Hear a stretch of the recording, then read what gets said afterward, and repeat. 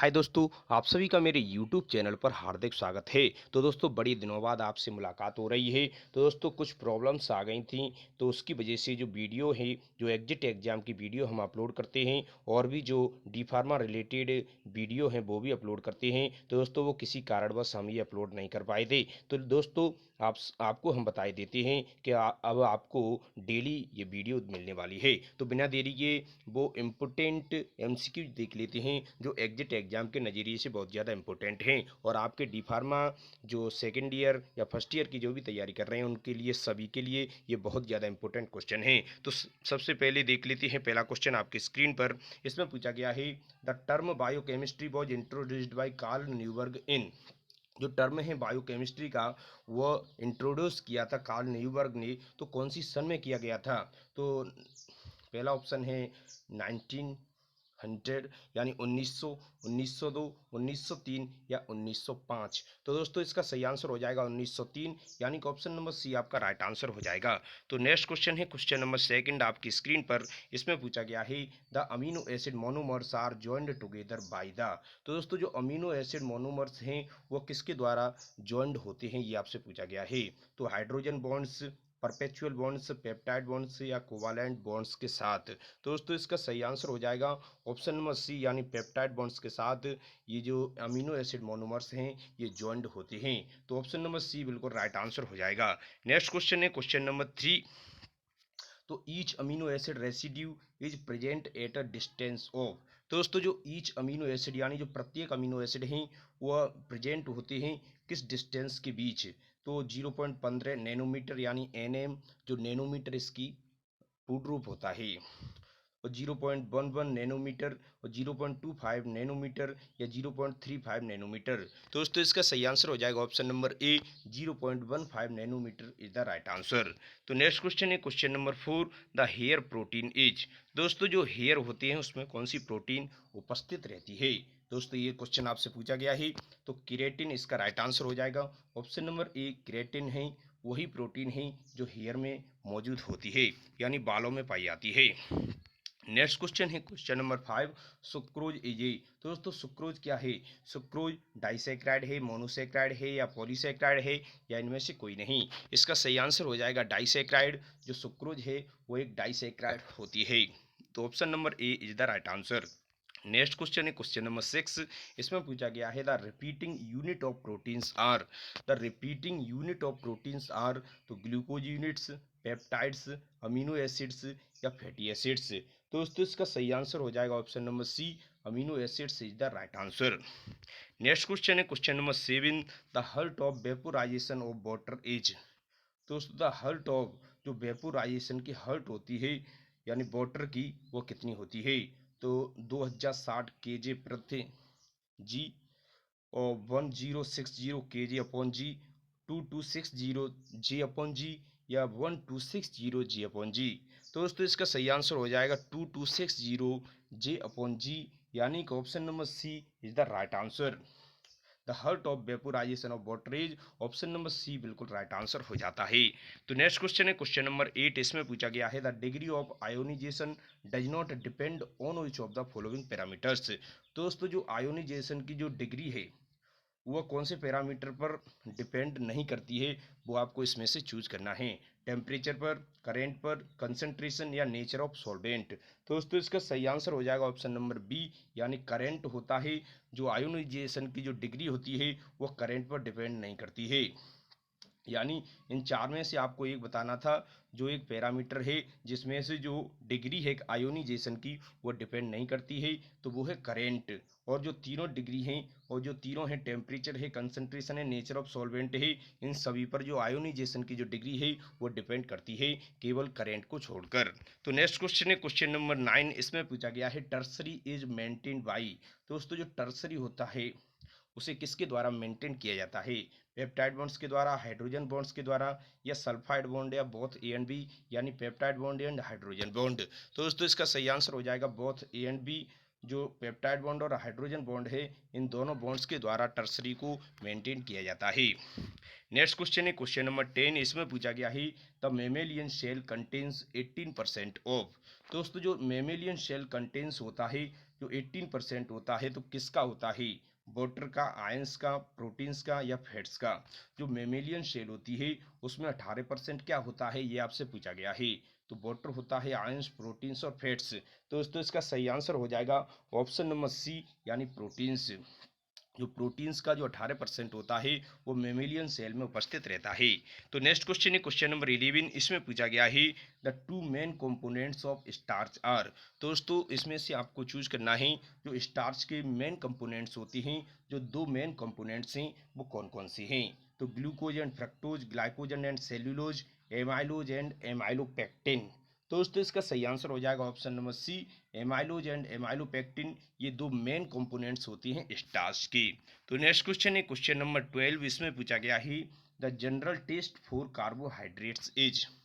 The general test for carbohydrates is. तो दोस्तों carbohydrates के लिए जो जनरल टेस्ट होता है वो कौन सा होता है, iodine test, Molisch test, Trommer's test या बेनिडिक्ट टेस्ट। तो दोस्तों इसका सही आंसर हो जाएगा मोलिस टेस्ट, जो कार्बोहाइड्रेट के लिए जो जनरल टेस्ट है जो सामान्यतः किया जाता है। तो ऑप्शन नंबर बी इसका राइट आंसर हो जाएगा। नेक्स्ट क्वेश्चन है क्वेश्चन नंबर 13। इसमें पूछा गया है amino acids are linked together by which bonds in protein molecules. तो amino acids are linked together by which bonds. दोस्तों किस किस बॉन्ड के द्वारा, यानी कौन सा बॉन्ड है जिसके द्वारा लिंक होती है अमीनो एसिड्स प्रोटीन मॉलिक्यूल्स में। तो peptide bonds, amide bonds, hydrogen bonds या नन ऑफ दीज। तो दोस्तों इसका सही आंसर हो जाएगा option number A, peptide bonds is the right answer. Next question है क्वेश्चन नंबर 14। इसमें पूछा गया है one example of essential amino acid. दोस्तों एक एग्जाम्पल आपको देना है एसेंशियल अमीनो एसिड का। तो ग्लाइसिन, आर्जिनिन, एलानाइन और सिस्टीन। तो दोस्तों इसका सही आंसर हो जाएगा option number B, arginine essential amino acids का एक एग्जाम्पल होता है। तो ऑप्शन नंबर बी इसका राइट आंसर हो जाएगा। नेक्स्ट क्वेश्चन है क्वेश्चन नंबर 15। इसमें पूछा गया है which of the following is an example of non essential amino acids. अभी हमने कौन सा देखा था, इसेंशियल अमीनो एसिड्स का एग्जांपल। अब इसमें पूछा गया है नॉन इसेंशियल अमीनो एसिड्स का एग्जांपल आपको चूज करना है। तो बेलाइन, स्टीडिन, ग्लाइसिन और आर्जिनिन। तो दोस्तों इसका सही आंसर हो जाएगा ऑप्शन नंबर सी, यानी ग्लाइसिन एक नॉन इसेंशियल अमीनो एसिड्स का एग्जांपल होता है। ठीक है दोस्तों, glycine is the right answer. Next question है क्वेश्चन नंबर 16। इसमें पूछा गया है protein is made up of. दोस्तों जो प्रोटीन है वो किसके द्वारा बनता है, यानी protein is made up of urea, uric acid, amino acids या क्रिएटिनिन। तो दोस्तों इसका सही आंसर हो जाएगा अमीनो एसिड से मिलकर प्रोटीन का निर्माण होता है। तो ऑप्शन नंबर सी इसका राइट आंसर हो जाएगा। नेक्स्ट क्वेश्चन है क्वेश्चन नंबर 17। इसमें पूछा गया largest of the plasma lipoproteins is. तो chylomicrons, low density lipoproteins, high density lipoproteins या नन ऑफ दीज। दोस्तों largest of the plasma lipoproteins is. दोस्तों इसका सही आंसर हो जाएगा option number A, chylomicrons is the right answer. Next question है question number 18। इसमें पूछा गया है PUFA स्टैंड्स फॉर, यानी PUFA का पूर्ण रूप आपसे पूछा गया है कि इसकी फुल फॉर्म क्या होती है। तो poly unsaturated fatty acids, poly unstable fatty acids या प्योरीफाइड फैटी एसिड्स या नन ऑफ दीज। तो दोस्तों इसका सही आंसर हो जाएगा पॉली अनसैचुरेटेड फैटी एसिड्स, यानी कि ऑप्शन नंबर ए इसका राइट आंसर हो जाता है। नेक्स्ट क्वेश्चन है क्वेश्चन नंबर 19। इसमें पूछा गया है N acid contained in bacterial cell wall is। an acid contained in bacterial cell wall is। Option है muramic acid, formic acid, stearic acid या पाल्मिटिक एसिड। तो दोस्तों इसका सही आंसर हो जाएगा muramic acid is the right answer. Next question है question number 20। इसमें पूछा गया है the anabolism and catabolism are the type of. तो दोस्तों जो एनाबॉलिज्म और कैटाबॉलिज्म है वो किसके टाइप हैं, मेटाबॉलिज्म की, चेन रिएक्शंस की, केमिकल रिएक्शंस की या कॉम्प्लेक्स रिएक्शंस की। तो दोस्तों जो एनाबॉलिज्म और कैटाबॉलिज्म है या मेटाबॉलिज्म के टाइप्स होते हैं। तो option number A is the right answer. तो नेक्स्ट क्वेश्चन है क्वेश्चन नंबर 21। इसमें पूछा गया है the simplest amino acid is. The simplest amino acid होता है तो ग्लाइसिन, एलानाइन, टायरोसिन या एस्पाराजिन। तो दोस्तों इसका सही आंसर हो जाएगा ऑप्शन नंबर ए, यानी ग्लाइसिन एक अमीनो एसिड होता है, यानी सिंपलेस्ट अमीनो एसिड है। तो ऑप्शन नंबर ए इसका राइट आंसर हो जाएगा। नेक्स्ट क्वेश्चन है question number 22। Amino acids are mostly synthesised from. तो दोस्तों अमीनो एसिड्स ज़्यादातर यानी मोस्टली सिंथेसाइज्ड फ्रॉम यानी किसके द्वारा सिंथेसाइज्ड होता है? फैटी एसिड्स के द्वारा, ए कीटो ग्लूटारिक एसिड के द्वारा, वोलेटाइल एसिड्स के द्वारा या मिनरल सॉल्ट्स के द्वारा। जो अमीनो एसिड्स है मोस्टली सिंथेसाइज्ड होता है ए कीटो ग्लूटारिक एसिड, यानी कि ऑप्शन नंबर बी इसका राइट आंसर हो जाएगा। नेक्स्ट क्वेश्चन है क्वेश्चन नंबर 23। इसमें पूछा गया है which of the following amino acid is not necessary to be taken in the diet. वह कौन सा अमीनो एसिड है, आपको इसमें से चूज करना है जिसकी ज़रूरत नहीं पड़ती है डाइट में, यानी डाइट में लेने की ज़रूरत नहीं पड़ती है, वह कौन सा अमीनो एसिड है?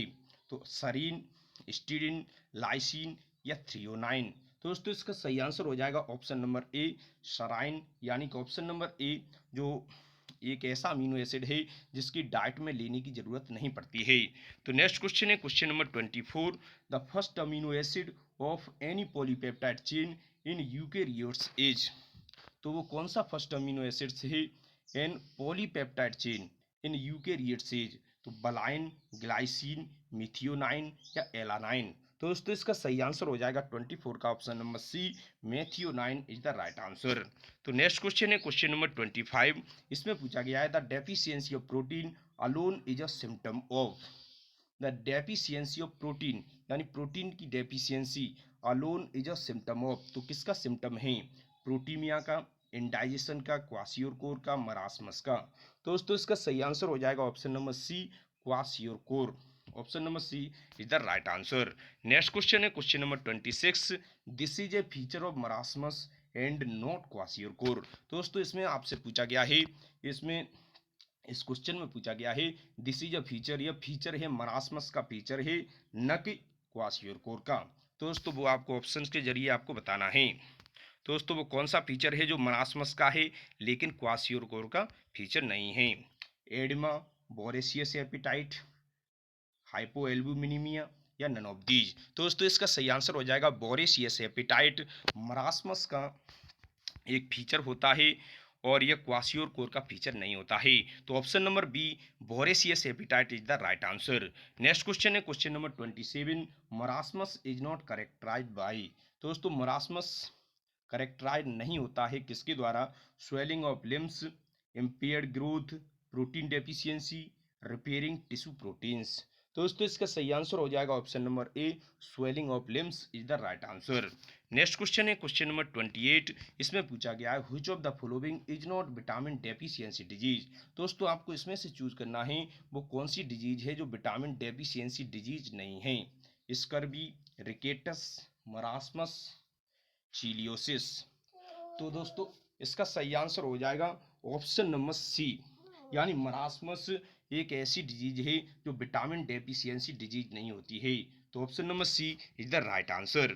तो नेक्स्ट क्वेश्चन है question number 29। The term biochemistry was introduced by. जो टर्म है बायोकेमिस्ट्री का वो किसके द्वारा इंट्रोड्यूस्ड किया गया था?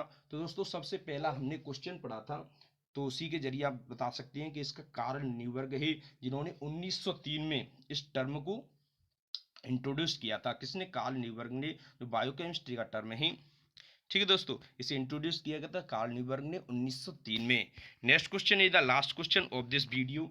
Biochemistry can be simply defined as chemistry of the fossil, drug, living soul या नॉन लिविंग सेल। तो दोस्तों इसका सही आंसर हो जाएगा लिविंग सेल, यानी option number C is the right answer. तो दोस्तों इसमें हमने बहुत ज़्यादा इंपॉर्टेंट क्वेश्चन देखे जो एग्जिट एग्जाम के पॉइंट ऑफ व्यू से बहुत ज़्यादा इंपॉर्टेंट हैं। अगर आपको हमारी वीडियो अच्छी लगी हो, वीडियो को लाइक करें, चैनल को सब्सक्राइब करें और अपने दोस्तों में शेयर करना बिल्कुल ना भूलें। थैंक यू दोस्तों।